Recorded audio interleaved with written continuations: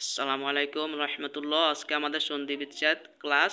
এইগুলা এগুলো আপনাদেরকে কনফিউজ করে দেয়, বাট এগুলো মোস্ট ইম্পর্ট্যান্ট, বেশিরভাগ পরীক্ষায় আসে। তাহলে আমরা দেখি সূত্রের সাহায্যে শিখিয়ে নিই, যেন একটা দ্বারা অনেকগুলো করতে পারি।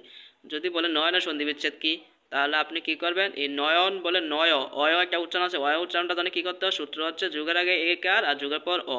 তাহলে আমরা কি করলাম, নয়ের জায়গায় ন রেখে দিলাম।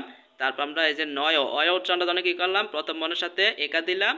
তারপরে সূত্র অনুযায়ী একার পর কি করতে হয়, যুগের পর অ দিতে হয়। তাহলে আমাদের একার আর যুগের পর অ মিলে হয়েছে নয়। আর এদিকে ন ছিল আগে, এদিকে ন বসা দিলাম, হয়ে গেছে নয়ের সাথে ন বসাইলে নয়ন। তারপর এদিকে গায়ক, গায়ক বলে এদিকে আকার মানে আ, আর এদিকে অন্তস্থ আয়, আয় উচ্চারণ জন্য কি করতে হবে, সূত্র যুগের আগে ঐকা যুগের পর ও। তাহলে আমরা কি করতে হবে, গয়ের জায়গায় গ রেখে দিলাম।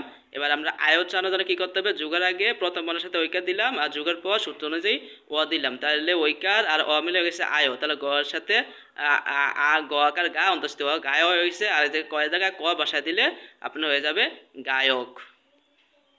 আশা করি বুঝছেন। না বুঝলে কমেন্টে জানাবেন।